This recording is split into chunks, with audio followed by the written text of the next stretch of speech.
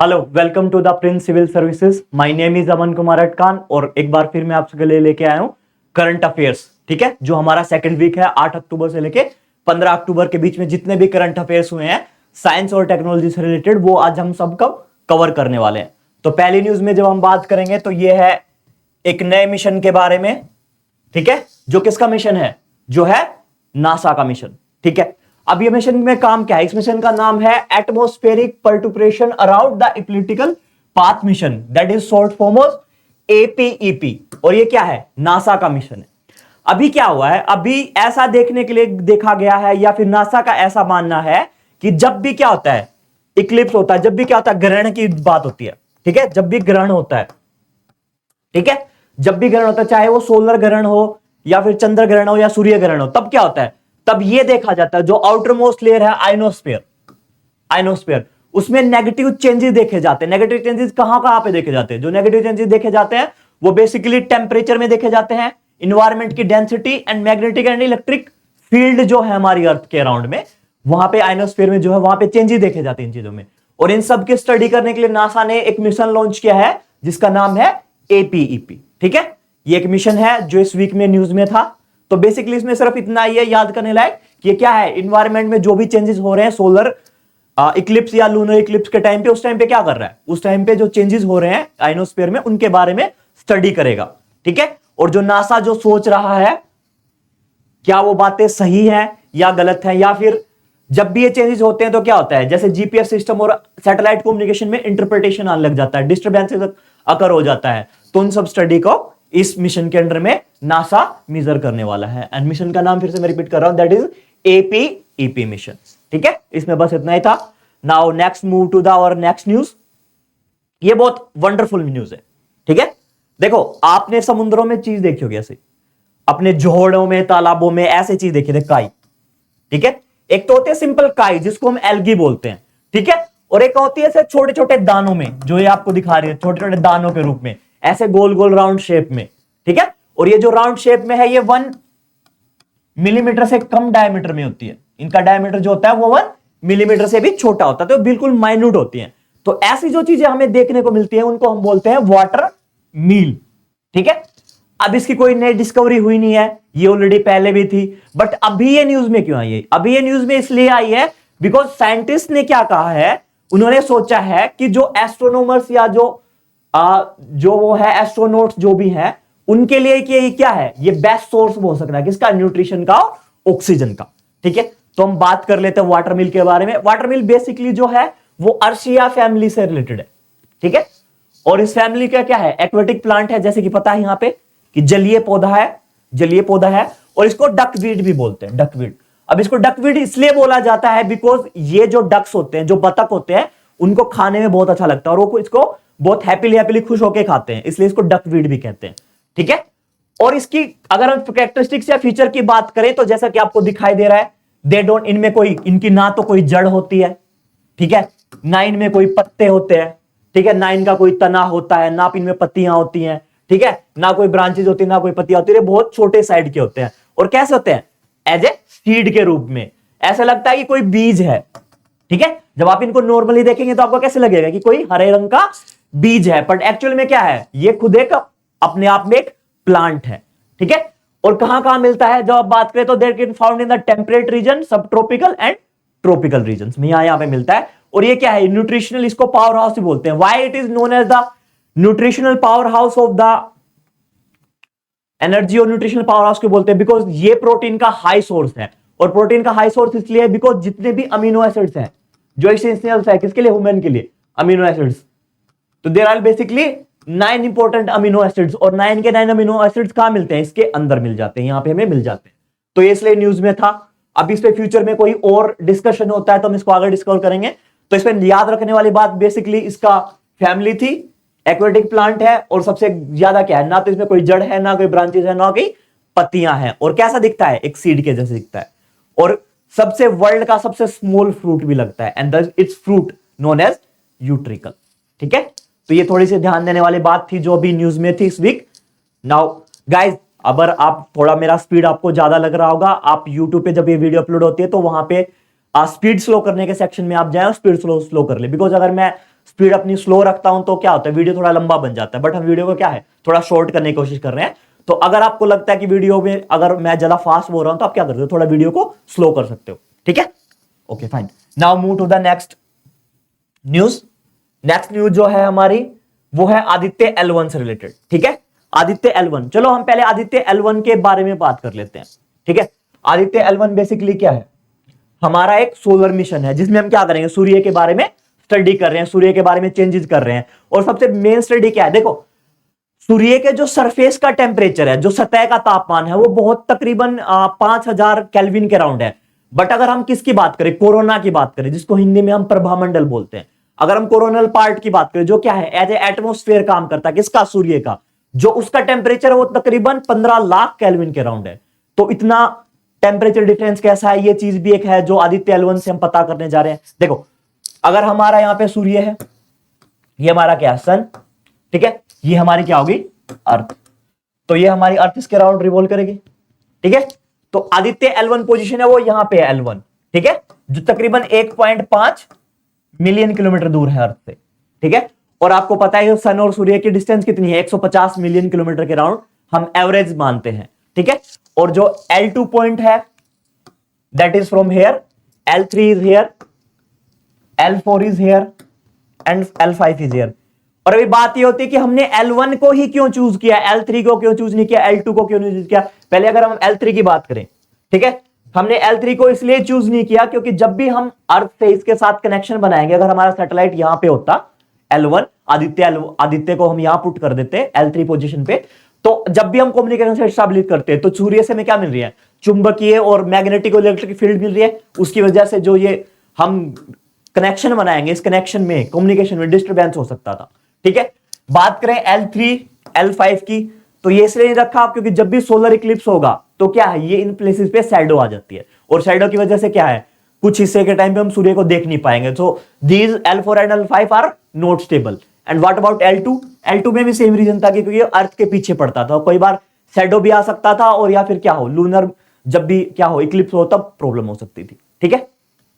तो ये हमारा एक बात थी। इसके अलावा अभी ये आदित्य L1 तो पहले ही हो चुका है, ठीक है। और अगर हम बात करें L1 की, तो L1 एक पोजीशन है, और लैंग्राज पॉइंट जिसको बोलते हैं, जिसको हिंदी में लग्रांज बिंदु बोलते हैं।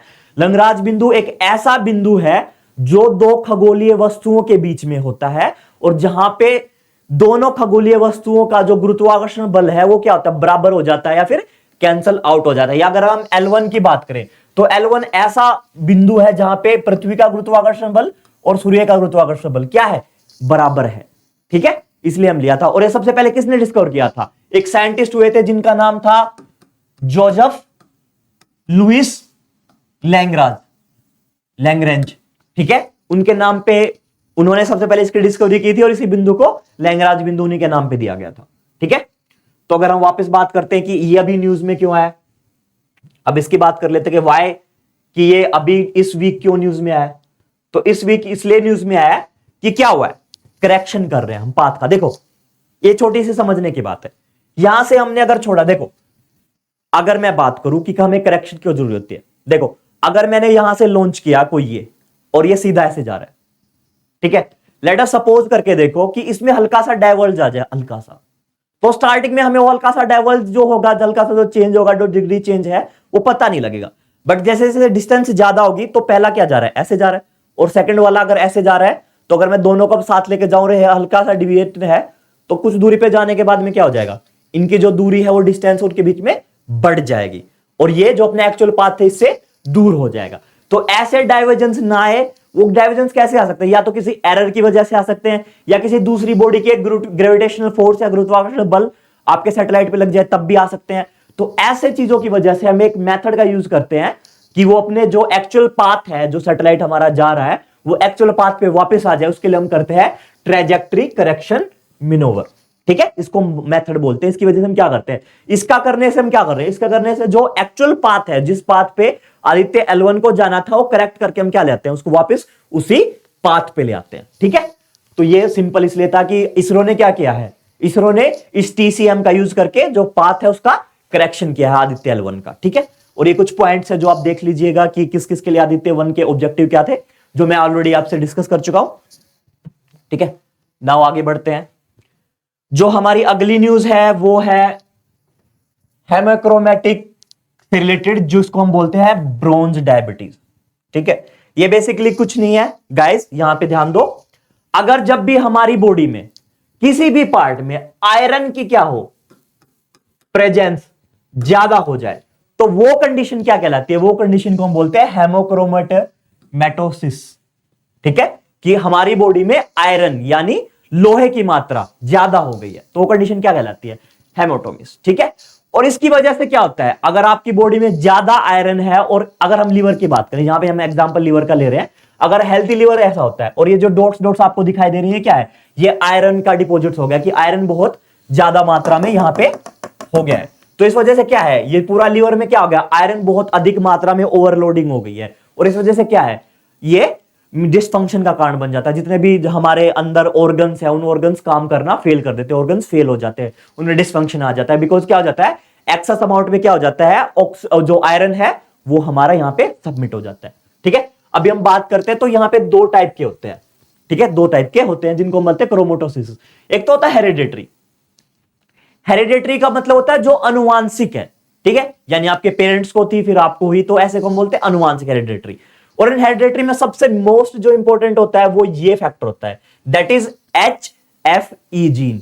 जिन जिन के पास ये HFE जीन है, उन लोगों को ये हेरिडेटरी हेमोक्रोमेटोसिस होना ही होना है। इसमें क्या होता है, इसमें एक्सेस अमाउंट में जो होता है आयरन जमा हो जाता है, कहां पे? हमारी इंटेस्टाइन में, हमारी आंतों में। ठीक है, स्मॉल इंटेस्टाइन, लार्ज इंटेस्टाइन में क्या होता है, लार्ज अमाउंट में आयरन यहां पे सबमिट या मतलब डिपॉजिट होना स्टार्ट हो जाता है, जमा होना स्टार्ट हो जाता है। ठीक है, तो ऐसी कंडीशन को हम बोलते हैं हेरिडेटरी क्रोमेटोसिस। ठीक है, इसको हम प्राइमरी भी बोलते हैं।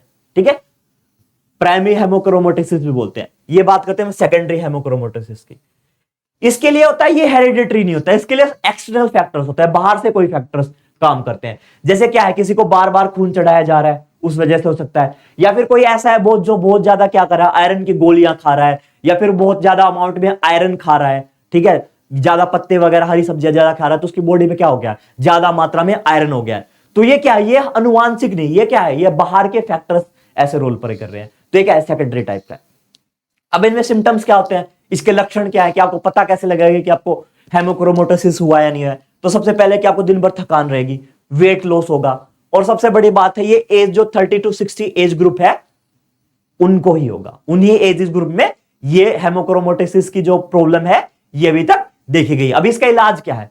इसका इलाज सिंपल सा ये है कि आप बार बार क्या करते रहो, खून देते रहो, अपना जो ब्लड है ब्लड डोनेट करते रहो। ठीक है, अपना ब्लड निकलवाते रहो, और साथ साथ आपके ब्लड में जो आरबीसीज है, ठीक है, उनको डोनेट करोगे। या फिर अगर आपके एक प्रॉब्लम और हो जाती है, इस बीमारी में एक चीज प्रॉब्लम और होती है, वो कंडीशन ये होती है, जब आपकी बॉडी में क्या हो जाए, एक्सेस अमाउंट में क्या हो जाए, जब आयरन हो जाएगा, तो आपकी बॉडी में आयरन टॉक्सिसिटी हो जाती है। यानी आयरन लोहे की पॉइजन, एज लोहा पॉइजन के रूप में काम करने लग जाता है, कि आयरन की टॉक्सिसिटी हो जाती है, जिसकी वजह से आपकी डेथ भी हो सकती है। तो आप क्या करोगे, आपकी बॉडी में जितने भी आयरन है, मेनली आरबीसीज में आयरन होते हैं, तो आप क्या करोगे, बार बार आरबीसीज को बॉडी से निकालते रहोगे। तो ये कुछ मेथड है, ठीक है, जो इसके ट्रीटमेंट का काम करते हैं। तो आई होप आपको ये समझ में आया होगा। हम नेक्स्ट पे अभी मूव करते हैं। नेक्स्ट हमारी एक बीमारी है, ठीक है, जिसका बीमारी का नाम है लाइमी। ठीक है, लाइमी डिजीज। अब ये लाइमी डिजीज होती कैसी है? It is a vector borne disease. ठीक है, वेक्टर होती है, और ये ऐसा दिखता है, इसके काटने से होती है। ठीक है, इसका नाम है डियर डक। इसको हम बोलते हैं ब्लैक, जिसकी काली काली टांगे है ना, काले टांगों की वजह से उसको ब्लैक टिक बोलते हैं। ठीक है, बट इसको डियर टिक भी बोला जाता है। नॉर्मल लैंग्वेज इसको क्या बोला जाता है, डियर टिक भी कहते हैं। अगर ये इन्फेक्टेड है, किससे इन्फेक्टेड है, इसमें अंदर कोई बैक्टीरिया है, और बैक्टीरिया का नाम क्या है, ब्रोलीलिया बर्गोडेफेरेरी। यार कैसा ही नाम है, मतलब सोच के देखो, ब्रोलिया बर्गडोरफेरी, या तो बर्गर बना देते या फरारी बना देते, मतलब क्या ही है। बट ठीक है, हमें याद करना पड़ेगा, थोड़ा सा ध्यान दो। ठीक है, दैट इज बर्जेलिया बर्गोडोरफेरी। ठीक है, इस अगर ये बैक्टीरिया क्या है, इस डियर टिक के अंदर आ जाए, और ये इसके बाद में आपको बाइट कर ले, तो आपको क्या है, आपको लाइमी डिजीज हो जाएगी। ठीक है, और लाइमी डिजीज के हम सिम्टम्स की बात करें, लक्षणों की बात करें, तो इसके लक्षण हमें तीसरे दिन, आपके बाइट करने के बाद में इसने आपको काट लिया डियर टिक ने, उसके तीसरे या तीसरे से 30वें दिन तक दिखाई देते हैं। ठीक है। सबसे पहले आपको क्या होगा, सबसे पहले आपको फीवर होगा या हेडेक भी हो सकता है, सारे दिन थकान हो सकती है, और आपकी जो हार्ट बीट है क्या है, इरेगुलर हो जाएंगी। ठीक है, दिल जो धड़कना है वो अनियंत्रित गति से या मतलब सही तरीके से नहीं धड़केगा। कभी तो आपका 72 बार नॉर्मल धड़कता, कभी तो आपका 104 बार धड़केगा, कभी आपका 60 बार धड़केगा। ऐसे अनियंत्रित रूप से आपकी हार्ट बीट हो जाएगी, आपको डिजीनेस रहेगी, चक्कर से आएंगे। और साथ के साथ जहां पे आपको काटा है इसने, डियर टिक ने, वहां पे क्या हो गया, बुलसाई हो जाएगी, ऐसा गुमड़े के जैसा हो जाएगा, रेड रेड कलर का। ठीक है, अब ये बताओ कि ये ट्रांसमिट कैसे होता है। तो ट्रांसमिट की हमने बात की कि ये क्या है, जब ये ब्लू ये डियर्टिक है, जब ये आपको बाइट करेगा या तब भी ट्रांसमिट होगा। अब ये ट्रांसमिट कैसे नहीं होता, ट्रांसमिट ये ह्यूमन टू ह्यूमन नहीं होता है। ठीक है, ये human to human transmitted disease नहीं है। साथ के साथ ये पेट से ह्यूमन में नहीं हो सकता, एयर के थ्रू नहीं हो सकता, फूड से नहीं हो सकता, या वाटर से नहीं होता। तो कैसे होगा, सिंपल, जब यही बाइट करेगा डियर्टिक, तभी आपको क्या होगा, लाइम डिजीज हो सकती है। और इवन मॉस्किटो फ्लाइज और फ्लीज से भी नहीं होता है। सिर्फ डियर्टिक क्या करेगा, अगर डियर्टिक किससे इंफेक्टेड है, बोरेलिया बुर्गोफेरी से रिलेटेड इंफेक्टेड है, तभी आपको क्या होगा, लाइम डिजीज हो सकती है। क्या इंडिया में होती है, इंडिया में भी ऐसे सिम्टम्स नहीं आए, बट ये नॉर्मल कहां पे देखी जाती है, नॉर्थ अमेरिका, यूरोप और कुछ पार्ट एशिया में भी देखी जाती है। ठीक है, लाइम डिजीज के बाद। ठीक है, तो ये एक हमारी डिजीज थी। Now move to the next topic. ये बहुत वंडरफुल है, इस वीक न्यूज में भी था। और जब भी कोई भी वॉर होता है तो व्हाइट फॉस्फोरस बॉम्ब्स हमेशा न्यूज में होते हैं। जब यूक्रेन रशिया का वॉर हुआ था, तब भी यूक्रेन ने एलिगेशन लगाई थी, आरोप लगाया था रशिया पे कि रशिया क्या व्हाइट फॉस्फोरस बॉम्ब्स का यूज कर रहा है। अभी पैलेस्टीन वालों ने इजराइल पे आरोप लगाया कि वो क्या है, व्हाइट फॉस्फोरस बॉम्ब का यूज कर रहे हैं। अभी पहली बात, व्हाइट फॉस्फोरस बॉम्ब होता क्या है। सबसे पहली बात, ये एक्चुअल में बॉम्ब नहीं है। ये किस टाइप के बॉम्ब है, ये है इंसेंडियरी वेपन। इंसेंडियरी वेपन क्या होते हैं, इंसेंडियरी वेपन ऐसे होते हैं जो क्या है, डिस्ट्रैक्शन के लिए काम आते हैं।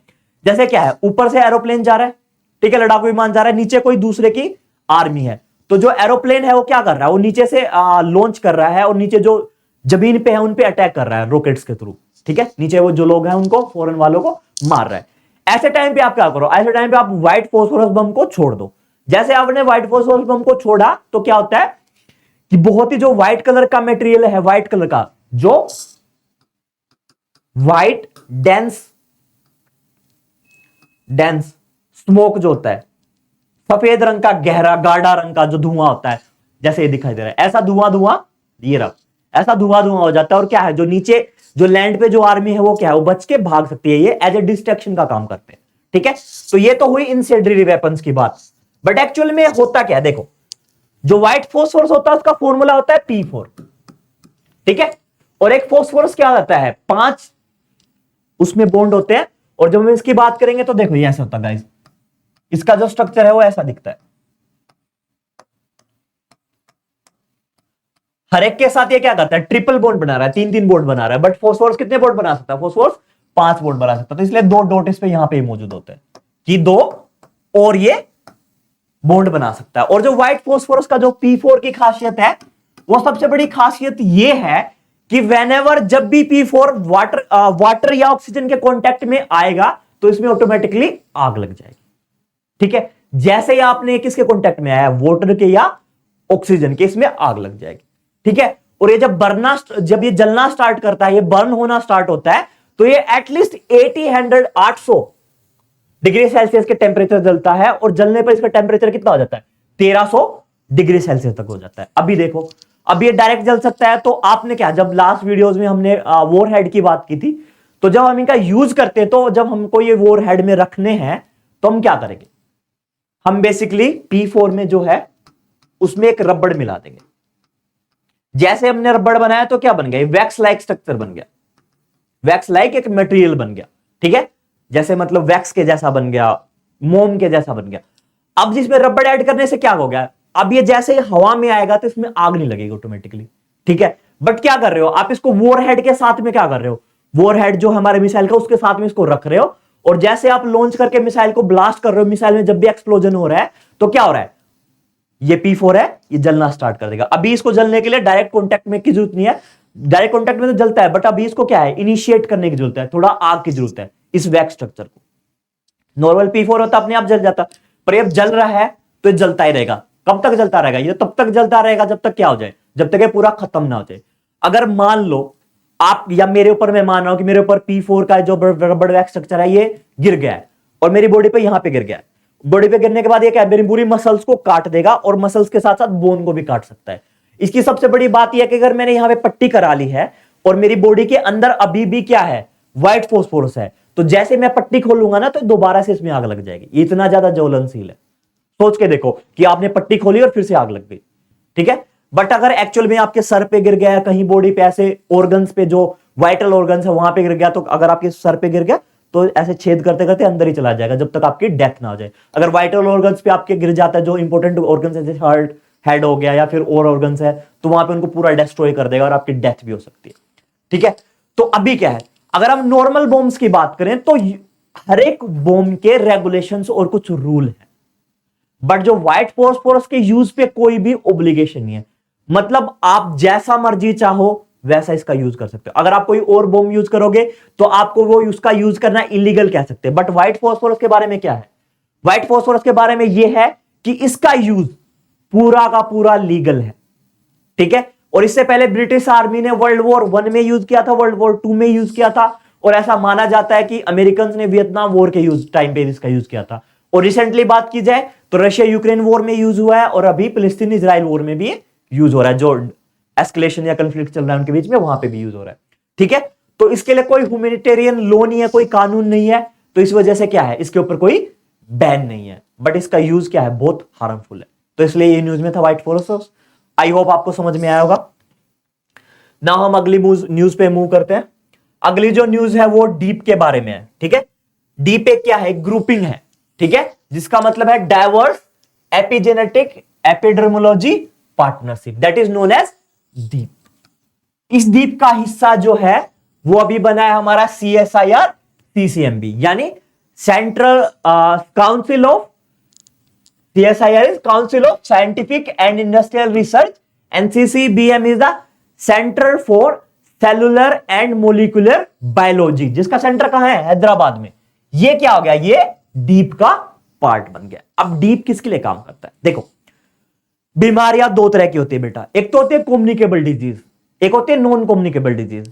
यानी एक तो होती है जो फैल जाए, जैसे खांसी जुकाम कोरोना वायरस, ठीक है। ऐसी क्या है, ऐसे आपके मतलब सांस लेने से ड्रॉपलेट्स के थ्रू एक इंसान से दूसरे इंसान में फैल जाती है। ऐसी बीमारियों को हम बोलते हैं कम्युनिकेबल डिजीज, ठीक है, जो एक संक्रमित इंसान से दूसरे हेल्थी इंसान में फैल जाए।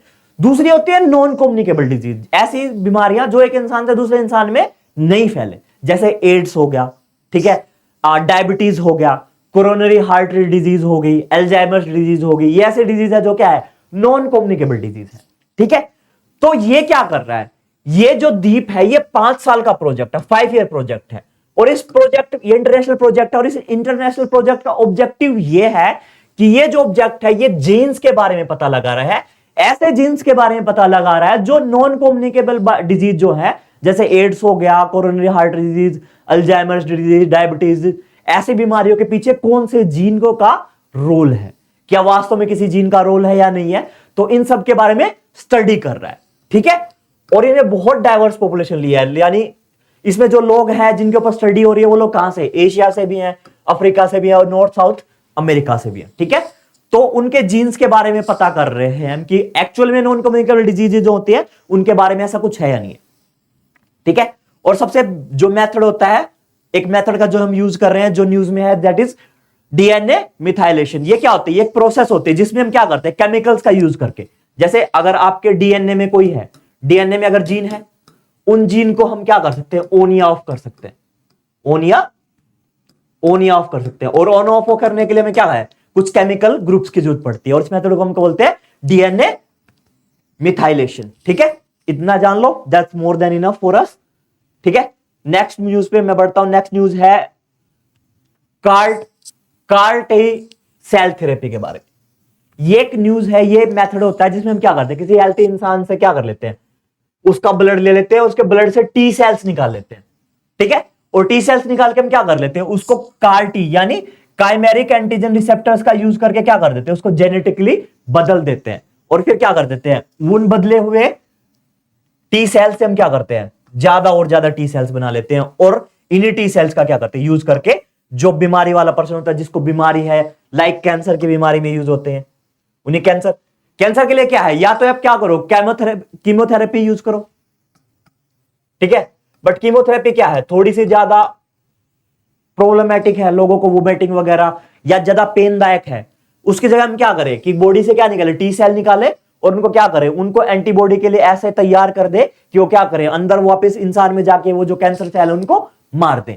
तो ऐसी जो थेरेपी होती है उसको हम बोलते हैं कार टी सेल थेरेपी, ठीक है। ये ऑलरेडी पहले से मौजूद थी, बट अभी न्यूज में क्यों आई, अभी ये न्यूज में इसलिए आई है कि जो हमारा क्या है, जो आईआईटी बॉम्बे है और टाटा मेमोरियल सेंटर जो है, उन्होंने मिलकर एक नए टाइप का कार टी सेल बनाया है जिसको हम बोलते हैं नेक्स्ट कार 19। ये क्या है, ये नेक्स्ट कार 19 क्या है, एक इंडिया में डेवलप किया हुआ CD19 टारगेटेड सी टाइप की सेल थेरेपी, ठीक है। ये क्या है, ये कार टी सेल का इंडिया में डेवलप किया, और डेवलप किसने किया है, आईआईटी बॉम्बे और टीएमसी ने, ठीक है। और जो बेसिकली हम किसके लिए यूज करते हैं, बी लिम्फोसाइट्स के लिए यूज करते हैं। और जो दो बीमारियां होती हैं जिनके लिए हम सबसे इफेक्टिव क्या है कैंसर में, कार टी सेल, सबसे पहले है ल्यूकेमिया एंड सेकंड है लिम्फोमिया। ये दो बीमारियां जिनमें कार टी सेल, जो कैंसर लिम्फोमिया क्या होता है, बेसिकली क्या है, WBC का कैंसर है, और ये क्या लिम्फोसाइट का कैंसर है। तो इनको यूज करने के लिए सबसे इफेक्टिव कार टी सेल रहती है। और हमने क्या कर लिया अभी, नेक्स्ट कार 19 नाम से जो नई सेल्स बनाई हैं जिनका यूज करके हम क्या कर सकते हैं, ठीक है। Now move to the next topic. हमारा जो नेक्स्ट टॉपिक है वो बहुत सही है। देखो एक बात ध्यान दो, इजराइल की बात करें तो इजराइल में सबसे पहले यहां पे आएगा बेटा आयरन डोम, जिसके बारे में हमने लास्ट वीडियो में बात की थी, ठीक है। फिर सेकंड लेयर है प्रोटेक्शन के, that is David sling, that is David sling. And third rate है वो है एरो 3 की, ठीक है। एरो 3 है वो क्या है, लॉन्ग रेंज की जितनी भी ब्लास्टिक मिसाइल्स हैं और क्रूज मिसाइल है उनको क्या करता है, उनको उनके साथ, ये सब क्या है बेटा, ये सब एंटी मिसाइल सिस्टम है, ठीक है। लॉन्ग रेंज बैलिस्टिक और क्रूज मिसाइल से प्रोटेक्शन करता है। ये शॉर्ट रेंज क्रूज और बैलिस्टिक मिसाइल से यूज करता है। और आयरन डोम का हमें पता ही है ये क्या करता है, ये शॉर्ट रेंज की जितने भी मिसाइल्स हैं, जितने भी मोर्टार हैं, उससे प्रोटेक्शन करता है। और ये सारे के सारे किसके हैं, सारे के सारे इजराइल के हैं, ठीक है। अभी चलो वापस आते हैं। अभी इसके नाम के पीछे भी एक वंडरफुल स्टोरी है। इसका नाम डेविड स्लिंग क्यों है, ठीक है, इसके पीछे भी एक स्टोरी है। ऐसा माना जाता है कि डेविड एक सेफर्ड का बच्चा था, मतलब एक चरवाहे का बेटा था, ठीक है। और एक गोलायत था। गोलायत एक ऐसा था जो डीमन था, डीमन मतलब एक राक्षस था। कहां का राक्षस था, वो पैलेस्टीन रीजन में रहता था। गोलायत, गोलायत जो था वो पैलेस्टीन रीजन का क्या था, एक डीमन था। और जो डेविड था ये किसी से मारा नहीं जा रहा था, सब लोगों को परेशान कर रहा था। ये क्या है, बाइबल में एक स्टोरी है, उसके अकॉर्डिंग क्या, गोलियत सबको परेशान कर रहा था। और इन्होंने क्या किया, जब ये चरवाहे का बेटा डेविड होता है, ये अपनी गुलेल लेके जाता है और गुलेल से क्या करता है, गोलियत को एक पत्थर मारता है और पत्थर उसकी आंख में लगता है और आंख में लग के बाद में डेविड मर जाता है। तो इसलिए बाइबल में एक चीज दी हुई है जिसको बोलते हैं डेविड स्लिंग, यानी डेविड की गुलेल। उसी गुलेल के चक्कर में अभी क्या हुआ है, उसी गुलेल का नाम रखते हुए इसका इजराइल ने नाम दे दिया। अब ये क्या है, हमास को कैसे रिप्रेजेंट कर रहे हैं, हमास को जो वो रिप्रेजेंट कर रहे हैं, तो हमास को बेसिकली ये बोल रहे हैं कि वो क्या है, डीमन है। कहां के, इजराइल के, जो क्या है गोलायत। और ये क्या है, ये जो है एंटी मिसाइल सिस्टम, ये क्या है, ये डेविड की गुलेल है, ठीक है। अभी हम इस पे बात करें तो ये क्या है, लार्ज कैलिबर की या मीडियम रेंज के जितने भी हैं उनको क्या करते थे, क्रूज और बैलिस्टिक मिसाइल्स की यूएसए के साथ मिलकर की है। 2012 में हुआ था, 2011 में क्या है, आयरन डोम, 2012 में इसका डेवलपमेंट हुआ, ठीक है। इसमें और उसमें सिर्फ एक ही मेन डिफरेंस है बेटा। लास्ट वीडियो जो मैंने अपलोड की थी उस वीडियो में क्या था, उस वीडियो में यह दिया गया हुआ था कि जब आयरन डोम की वीडियो आप देखोगे तो आपको वहां पे मिलेगी। मैंने आयरन डोम पे एक वीडियो बनाई थी, उसमें क्या था, मैंने वॉरहेड के बारे में बात की थी। जो तामीर मिसाइल है, जो क्या है, इंटरसेप्टर मिसाइल है, किसकी, आयरन डोम की, ठीक है। उसी के लिए उसमें क्या आता है, उसमें वॉरहेड है। और वॉरहेड में क्या है, वॉरहेड में मटेरियल रखा है। बट यहां पे क्या है, यहां पे इसकी जो इंटरसेप्टर मिसाइल है वो क्या है, उसका नाम है स्टनर, और इसमें कोई भी वॉरहेड नहीं है, ठीक है। सबसे बेसिक डिफरेंस ये है, तामीर में वॉरहेड है और स्टनर में कोई भी वॉरहेड नहीं है। और इसमें 12 मिसाइल्स है और क्या है, इनकी स्पीड अप टू 7.5 मैक है। ठीक है, बेसिक डिफरेंस क्या है, तामीर में वॉर हेड है, स्टर्नर मिसाइल्स में नहीं है, दोनों के दोनों इंटरसेप्टर मिसाइल्स है। अभी हम बात करते हैं इसकी, ये भी थोड़ी सी अच्छी, आई होप थोड़ा सा वीडियो लंबा हो गया, बट ये हमारी लास्ट न्यूज है, इसके बारे में बाद में हम वीडियो ओवर करेंगे। ये है प्रोटिस्ट्स के बारे में। ठीक है, प्रोटिस्ट एक ऐसे एनिमल ऑर्गेनिजम्स होते हैं जो ना तो एनिमल होते हैं, ना प्लांट होते हैं, ना बैक्टीरिया होते हैं, ना ही फंजाई होते हैं, यानी चारों में कुछ भी नहीं होते। बट फिर होते क्या है, इनका एक अपना खुद का किंगडम है। जब हम नॉर्मल बात करते हैं तो हमारे पास 6 किंगडम है।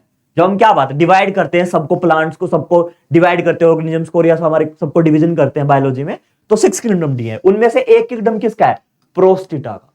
ठीक है, एक है यूकोबैक्टीरिया का, आर्किया का, फंजाई, प्लांटिया और एनिमिलिया का। ठीक है, उनमें से एक है। अभी देखो इनका ये ऐसे दिखते हैं, प्रोटिस्ट ऐसे दिखते, देख लो। ठीक है, ये यूजीनिया है, यूग्लिनिया है। यूग्लिनिया किसका पार्ट है, बेसिकली प्रोटिस्ट का ही। अभी देखो ये क्यों न्यूज में है, इसके साथ क्या प्रॉब्लम हुई, ये क्यों न्यूज में आया। ठीक है, इसका न्यूज में आने का सबसे बड़ा रीजन ये है कि अभी जब जो जीन के बारे में हमने बात की ना, जब इनके जीन के कोड को देखा गया तो इनका जो था डिविएशन, इनका झुकाव जो था वो प्रोटिस्टा के बजाय कहीं और ही था। ठीक है, तो इनके डीएनए में एक तरफ से अजीब सा ही झुकाव देखा गया। अभी देखो ये जो प्रोटिस्ट है ऐसे दिखते हैं। ठीक है, और ये क्या है, माइक्रो ऑर्गेनिजम्स भी है। ठीक है, अब हम बेसिकली कुछ ये वाली जो फोटो है इसमें माइक्रो ऑर्गेनिजम्स है, but multi organism, macro organisms भी हो सकते हैं। ठीक है, यूनिसेलुलर की बजाय ये मल्टी सेलुलर भी होते हैं। चलो इनके बारे में कुछ बात कर लेते हैं। ये क्या है, ऐसा माना जाता था कि जब इवोल्यूशन हुआ तो सबसे पहले अलग अलग ब्रांचेस जब बट रही थी तो 3 ग्रुप थे। 3 ग्रुप कौन से, प्लांट, एनिमल्स और फंजाई। इन तीनों ग्रुप से कहीं ना कहीं इनका लिंक था। जब डिवाइड हुए, प्लांट्स अलग हुए, एनिमल्स अलग हुए और फंजाई अलग हुई, तो एक पार्ट किनका भी था, प्रोटिस्ट का भी था।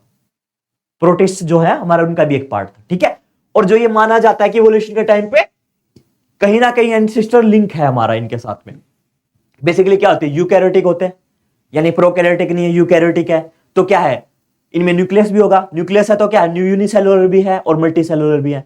बट जो मल्टी सेलुलर है उनमें इतनी एडवांस है, जैसे हम मल्टी सेलुलर है तो हमारे ऑर्गन क्या है, हमारे पास स्पेसिफिक ऑर्गेनिज्म है। लेकिन जो प्रोटिस्ट है उनमें जो मल्टी सेलुलर्स हैं उनमें क्या है, उनमें मेन एग्जांपल सीवीड का है, और उनमें कोई स्पेसिफिक क्या है, स्पेसिफिक कोई ऑर्गन नहीं है। जैसे हमारे पास क्या है, स्पेसिफिक ऑर्गन है, मल्टी सेलुलर है, बट इनमें ऐसा देखा नहीं जाता। अब ये मिलते कहां पे हैं, जितने भी एक्वेटिक एनवायरनमेंट है, चाहे वो फ्रेश हो, चाहे वो सोल्टी हो, चाहे समुद्री वातावरण हो, या क्या हो, फ्रेश वाटर वातावरण हो, ताजा पानी हो, दोनों जगह ये मिलते हैं। इसके अलावा क्या है, अनऑक्सिक कंडीशन से मिल जाते हैं, जहां पे ऑक्सीजन प्रेजेंट नहीं हो वहां पे मिल सकते हैं। इनको बेसिकली ऑक्सीजन की भी जरूरत नहीं पड़ती इतनी ज्यादा। और क्या है, अगर ये एल्गी है, कुछ प्रोटिस्ट ऐसे हैं जो एल्गी हैं, तो ये क्या करें, फोटोसिंथेसिस भी करते हैं। तो जैसे कि हमने पहले वीडियो में बताया था कि ये क्या है, ये पूरी तरह से एल्गी भी नहीं है, पूरी तरह से प्लांट भी नहीं है, पूरी तरह से एनिमल भी नहीं है, बट क्या है, इनमें कैरेक्टरिस्टिक्स सबकी क्या है, सबकी कैरेक्टरिस्टिक्स भी है। तो थोड़ा सा ध्यान रखो। ठीक है, तो ये हमारा सेशन था आज का कंप्लीट, एंड आई होप आपको समझ में आया होगा। Thank you very much. अगले वीक हम फिर से मिलते हैं नए करंट अफेयर्स के साथ। Thank you so much.